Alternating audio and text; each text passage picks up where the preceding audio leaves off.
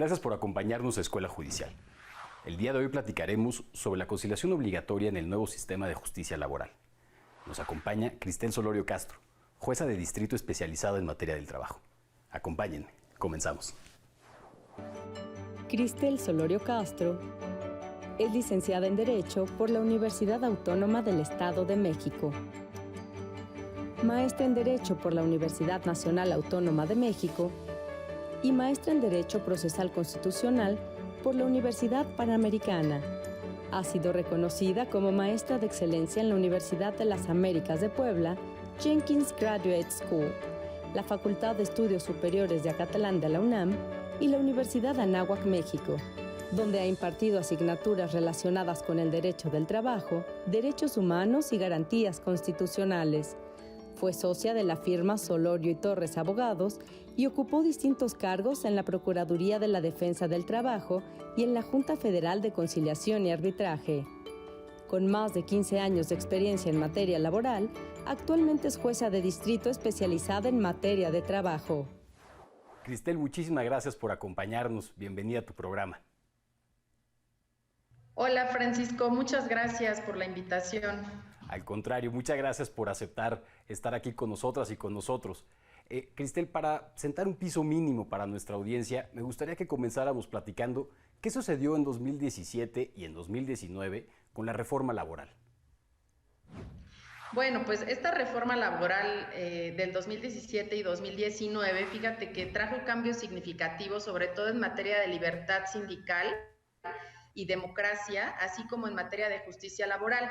Rápidamente me gustaría mencionar pues que estos cambios consistieron en materia de libertad sindical, pues en que se respetara, se garantizara el derecho de los trabajadores de pertenecer, no pertenecer o dejar de pertenecer a un sindicato, así como proteger a estas organizaciones sindicales de todos los actos de injerencia por parte de otras organizaciones y de patrones para ejercer control sobre ellas. En materia de democracia sindical, por ejemplo, también hubo un cambio muy importante en el sentido de que la elección de las directivas sindicales se tiene que hacer mediante voto personal, libre, directo y secreto de los trabajadores. Ya no puede existir periodos de duración de las directivas por un tiempo indefinido. Se tiene que garantizar el derecho de audiencia y debido proceso de los trabajadores en la imposición de sanciones sindicales y algo muy importante también, garantizar la rendición de cuentas de la administración del patrimonio sindical. Otra de las disposiciones, pues, es que se establecieron mecanismos para legitimar los contratos colectivos de trabajo que están registrados en las juntas de conciliación y arbitraje, a fin de erradicar estos famosos contratos de protección que durante muchos años han existido en nuestro país y que, bueno, pues no ayudan a los trabajadores a mejorar las prestaciones de trabajo. Entonces, con estas disposiciones, ¿qué se pretendió? Pues armonizar el texto de nuestra legislación con los tratados internacionales en materia de libertad de asociación y sindicación, específicamente los convenios 87 y 98 de la OIT. Ahora, en materia individual también hubo cambios importantes en cuanto a que se prevé la garantía de ambientes laborales libres de discriminación y violencia, la erradicación del trabajo infantil, la sanción para aquellas empresas que pretendan encubrir relaciones laborales mediante actos jurídicos simulados, aquellas que registran a los trabajadores con salarios inferiores ante el Seguro Social y quienes tengan como práctica también la alteración de documentos ya firmados por el trabajador o inclusive que les hagan firmar documentos en blanco. De acuerdo. Ahora, en materia de impartición de justicia laboral, pues los cambios más importantes fue precisamente el traslado del conocimiento y resolución de todos los conflictos de trabajo de las juntas de conciliación y arbitraje al Poder Judicial de la Federación y a los poderes judiciales de los estados. Y es aquí precisamente donde entra esta conciliación obligatoria. En este aspecto, porque Cristel, ¿cuál sería? En esta reforma pues se prevé la creación de un Centro Federal de Conciliación y Registro Laboral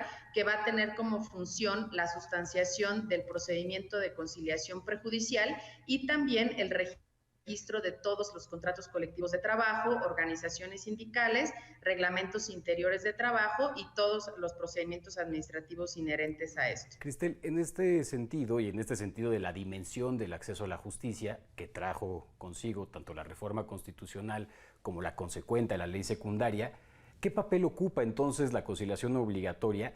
Y de hecho, si pudiéramos ir de una vez hacia el concepto, a todo esto, ¿qué es la conciliación obligatoria? Bueno, sabemos que la conciliación es un medio heterocompositivo de solución de conflictos, mediante el cual las partes, con la intervención de un tercero, pueden encontrar una solución que ponga fin a la controversia, pues de una forma más rápida, ¿no? En este sentido, la reforma de la que estamos hablando, pues establece una instancia conciliatoria previa ante un órgano descentralizado de la Administración Pública Federal, con el objeto de que las partes dialoguen ante una persona que se encuentra especializada en conflictos y en mediación, que les ayude a encontrar precisamente una solución antes de acudir a un órgano jurisdiccional. Entonces, es muy importante señalar que la conciliación obligatoria en realidad no es una novedad. Al menos en materia laboral, pues siempre se ha tenido una etapa conciliatoria. Sin embargo, lo que sí es novedad, pues es que esta constituye un requisito para la admisión de la demanda ante los tribunales laborales, y ahí es donde está la obligatoriedad. Por lo que de ninguna manera pues debe entenderse que las partes tienen la obligación de llegar a un arreglo o de solucionar su conflicto mediante esta vía, ¿no? Sin embargo, sí es obligatorio que sea un paso. Como patrones pues tienen el derecho de negarse, por supuesto. Cristel, muchísimas gracias. Vamos a una breve pausa y regresamos en un momento. Por favor, no se despeguen. Esto apenas comienza. Estás viendo Escuela Judicial.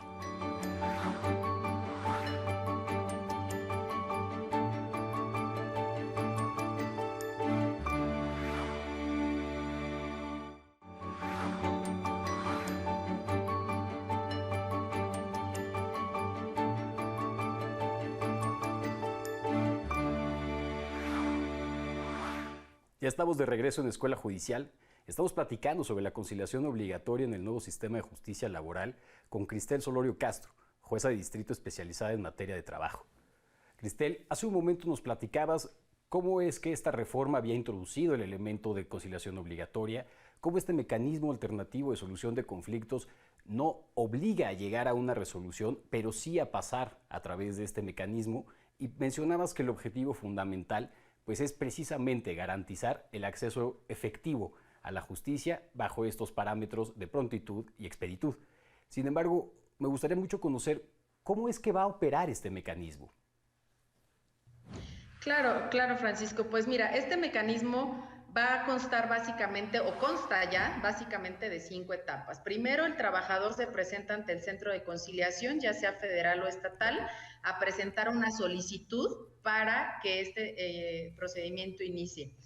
Posteriormente, el centro de conciliación emite un citatorio al patrón con el señalamiento de una audiencia de conciliación, y este puede ser notificado ya sea por conducto del centro o bien por el propio trabajador. Se notifica al patrón de este citatorio, viene la audiencia de conciliación, y ¿qué es lo que puede pasar en esta audiencia? Pues que lleguen a un arreglo y con eso se finalice la controversia, o bien que las partes no lleguen a ningún convenio, y entonces el centro lo que hace es emitir una constancia de no conciliación a efecto de que el trabajador pueda acudir ante el órgano jurisdiccional. Cristel, esta reforma reconoce en una buena parte, por lo que también mencionabas hace un momento, en la armonización con los textos internacionales, reconoce o fortalece el reconocimiento de los derechos laborales como verdaderos derechos humanos. En ese sentido, las personas que acuden ante el centro, que acuden ante este mecanismo alternativo como primer paso inevitable, ¿no? Bueno, obligatorio, obviamente lo hacen alegando ciertas violaciones a los derechos humanos, a sus derechos humanos. En ese sentido, al ser, llamémoslo, potenciales víctimas de violaciones a sus derechos, ¿cuáles son las reglas que operarán para el tratamiento de las conciliaciones obligatorias, sobre todo si tomamos en consideración el modelo de justicia penal? Claro que sí, Francisco. Pues la primera regla es que existen casos de excepción a este procedimiento prejudicial de conciliación, como por ejemplo aquellos casos que se encuentran relacionados con temas de De discriminación, acuerdo. designación de beneficiarios, prestaciones de seguridad social, libertad sindical, libertad de asociación, trabajo forzoso, trabajo infantil, titularidad de contratos colectivos de trabajo, impugnación de estatutos. Sí, esos casos están exentos de pasar por el centro de ¿Cuál conciliación. es la razón Algunas para otras que reglas tengamos esa importantes, excepción, Cristel? perdón. ¿Cuál consideras que es la regla o el principio que justifica a esta excepcionalidad? Ok, pues precisamente que los temas que acabo de mencionar, pues no son transigibles, ¿no? O sea, por ejemplo, una designación de beneficiarios de un trabajador que falleció, ¿no? Y que la viuda, por ejemplo, o su dependiente económico quiere cobrar las prestaciones que De generó en acuerdo, vida, pues en realidad el hecho de que la designen beneficiaria no está sujeta a negociación, de ¿no? O sea, acuerdo. por ese motivo es que esas excepciones están exentas. Sin embargo, puede ser una opción viable, podría aceptarse. Es una opción viable en el caso de las designaciones de De beneficiarios. acuerdo. Bueno, una vez que sea designada por el tribunal, entonces sí se puede llegar a un convenio sobre las prestaciones reclamadas, por supuesto. Cristel, en todo este proceso previo judicial, ¿qué papel va a jugar el Poder Judicial de la Federación? Bueno, el Poder Judicial de la Federación juega un papel muy importante en la conciliación, toda vez que la ley establece que los jueces debemos asumir un desempeño proactivo en el desarrollo del De procedimiento acuerdo. y en ese sentido tenemos que fomentar también la conciliación como una vía privilegiada para la solución del conflicto. Entonces nosotros estamos también invitando a las partes a que lleguen a un convenio dentro del mismo procedimiento jurisdiccional. Cristel, vamos a una breve pausa. Regresamos para seguir platicando sobre la conciliación obligatoria en el nuevo sistema de justicia laboral. A ustedes que nos siguen, que nos dan su confianza, no se despeguen, acompáñenme a conocer esta breve sugerencia bibliográfica que sin duda alguna seguirá aumentando su interés por el conocimiento jurídico. Ya regresamos. El género es una categoría de análisis que permite examinar las diferencias entre hombres y mujeres relacionadas con oportunidades de acceso a la salud, trabajo, seguridad social, educación, impartición de justicia y nivel socioeconómico. Así lo señala la obra Equidad de Género y Protección Social. Este libro aborda una visión tripartita. Primero, la seguridad social analizada desde la juridicidad y la masculinidad, una mirada al carácter sociohistórico del género. Posteriormente, explica la perspectiva de género en el envejecimiento poblacional de la mujer, así como la relación que existe entre género y pobreza. El derecho comparado, la conciliación familiar y las normas de trabajo forman parte de los tópicos que concluyen esta obra. Acércate a los contenidos de la Biblioteca Felipe Tena Ramírez. ¿En dónde? En la Escuela Judicial.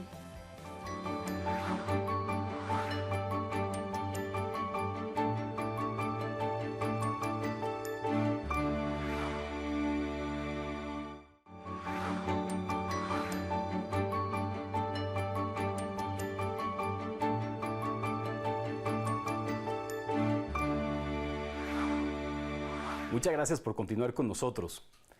Cristel, hace un momento platicábamos precisamente de los beneficios que implica este mecanismo alternativo, del papel que juega el Poder Judicial de la Federación y de la obligación legal, constitucional, pero también institucional, que implica la labor proactiva de las personas juzgadoras y operadoras del nuevo sistema de justicia laboral. En ese sentido y bajo tu experiencia, ¿cuál consideras que son los aspectos fundamentales del acceso a la justicia en materia del trabajo que deben de tomarse y fortalecerse en cuestión de la profesionalización para alcanzar los objetivos que busca este mecanismo alternativo de solución de controversias? Gracias, Francisco. Pues mira, hay muchos aspectos de la labor judicial en materia de trabajo que yo considero fundamentales. En primer lugar, pues cumplir con los principios procesales tanto de inmediación, inmediatez, continuidad, Claro. celeridad, veracidad, economía y sencillez procesales que rigen precisamente el juicio laboral. Esto es fundamental para garantizar al justiciable pues el acceso a esta justicia pronta y expedita que establece nuestra Constitución. Y fíjate que actualmente la ley nos obliga a los operadores jurídicos que impartimos justicia laboral a atender a un principio de realidad sobre los elementos formales que lo contradigan. ¿Qué quiere decir esto? Pues que lejos de las formalidades del procedimiento, tenemos que privilegiar darle solución al conflicto, claro. ¿Sí? Y por supuesto, no violando el debido proceso y los fines que tiene el derecho del trabajo. Esos serían los aspectos fundamentales para mí. ¿Consideras que este mecanismo alternativo, bajo esta óptica de aspectos fundamentales en la labor judicial, tendría siempre una finalidad restitutiva? ¿Restituir las condiciones favorables de las personas trabajadoras en sus ambientes laborales? Claro que sí, considerando que bueno, pues uno de los fines del derecho laboral es precisamente equilibrar a estos factores de la producción, pues mediante este proceso conciliatorio sí tiene una finalidad restitutiva, tomando en consideración que hay muchas personas que se encuentran en estado de desventaja. O sea, lo común es que el trabajador o la persona que reclama una incapacidad, por ejemplo, derivada de un riesgo de trabajo que lo imposibilita para trabajar, o un trabajador que fue despedido injustificadamente de su trabajo, o el beneficiario del que hablábamos que necesita cobrar las prestaciones, pues evidentemente el procedimiento de conciliación le trae el beneficio pues de ser restituido en esos derechos laborales, ¿no? Cristel, necesitamos de la sociedad para que esta reforma pues efectivamente cumpla sus fines y cumpla sus objetivos. ¿Cuál consideras que es el papel que debe de jugar la sociedad en el funcionamiento correcto de este mecanismo alternativo? Pues esa es una excelente pregunta y qué bueno que me la haces, porque yo considero que la sociedad juega un papel fundamental, porque la verdadera transformación no se va a lograr solamente con un cambio legislativo e institucional, sino debemos adoptar una cultura laboral basada en la dignidad de la persona, cuyo respeto y protección pues no solamente corresponde al Estado a través de las instituciones, sino también a los particulares, a los empresarios, a los abogados postulantes, líderes sindicales y a los propios trabajadores. Entonces, si bien esta reforma pues resulta esperanzadora para todos, pues también representa solamente el inicio de lo que debería ser un proceso de renovación integral en el derecho del trabajo en México. En ese sentido, Cristel, es muy importante la labor pedagógica de las instituciones. ¿Qué papel pedagógico van a tener o podría tener el Poder Judicial de la Federación a través de sus sentencias? Bueno, pues aquí la escuela judicial pues juega un papel bastante importante, ¿no?, en materia pedagógica, y bueno, pues nosotros en las sentencias que emitimos, pues claro que dentro de los argumentos y la motivación, pues tenemos también este papel pedagógico a fin de explicar al justiciable de una manera clara el por qué tiene o no tiene derecho a lo que está pretendiendo. Sin duda alguna, Cristel, como lo mencionabas, en la Escuela Federal de Formación Judicial hemos comenzado a hacer estos ejercicios de pedagogía pública precisamente para que las personas conozcan mejor no solamente el sistema, sino también sus derechos, cuáles son los mecanismos para hacerlos valer y principalmente pues también inculcar o construir una cultura de la solución del conflicto y no necesariamente, y en esto quisiera hacer un poco un paralelismo con la materia penal, y no solamente el aspecto punitivista o sancionatorio. En ese sentido, Cristel, pues solamente me queda agradecer tu participación, agradecer que nos hayas regalado tu conocimiento para explorar este tema que sin duda alguna pues, nos implicará una gran complejidad en su transición, pero que no habrá cuestionamiento de que llegará a los fines y el cumplimiento de los objetivos que persigue. Muchísimas gracias, Francisco. Al contrario, gracias a ti y a la Escuela Judicial por la invitación. Cristel Solorio Castro, jueza de distrito especializada en materia de trabajo. Gracias a ustedes por su confianza, por recibirnos en un episodio más de su programa Escuela Judicial. Les invitamos a que nos acompañen a esta breve sugerencia cultural para seguirnos apropiando de nuestro patrimonio. Esto fue Escuela Judicial. Nos vemos en la próxima. Les saludo desde la Casa Pedregal para invitarles a ampliar sus territorios de placer. Esta es la primera casa construida por el arquitecto Luis Barragán, uno de los más premiados en todo el mundo. Vamos a conocerla. Sobre terrenos con gran abundancia de lava volcánica, en 1945 el arquitecto jalisciense desarrolló el proyecto de planificación y urbanismo de lo que hoy conocemos como Pedregal de San Ángel, al sur de la Ciudad de México. Esta es una de las casas más icónicas de la zona, en la que plasma sus ideas estéticas en la arquitectura vinculada al paisaje. La sutileza de las líneas que Barragán emplea hacen un homenaje a la naturaleza tan particular que dio como resultado una obra emblemática de la arquitectura moderna en el mundo. Barragán es el único mexicano que ha obtenido el premio Pritzker, el mayor galardón en el ámbito de la arquitectura. Barragán logra consolidar una arquitectura más emocional en la que busca que los espacios no solo estén definidos por su funcionalidad, sino por cómo te van a envolver al habitar el espacio. El color, la luz y la naturaleza están en equilibrio, donde el paisaje y la arquitectura son uno solo. Visitar esta casa es inspirador, pues Barragán hizo posible que las personas encontremos en cada rincón un momento de belleza. El espacio en sí mismo está tan bien logrado que es mágico, y lejos de ser pretencioso, es un lugar tan atmosférico que te envuelve. Actualmente, esta casa forma parte del Centro Cultural Tetetlán, y es posible visitarla haciendo cita. Hasta aquí nuestro recorrido por la Casa Pedregal del arquitecto Luis Barragán, un orgullo más de México.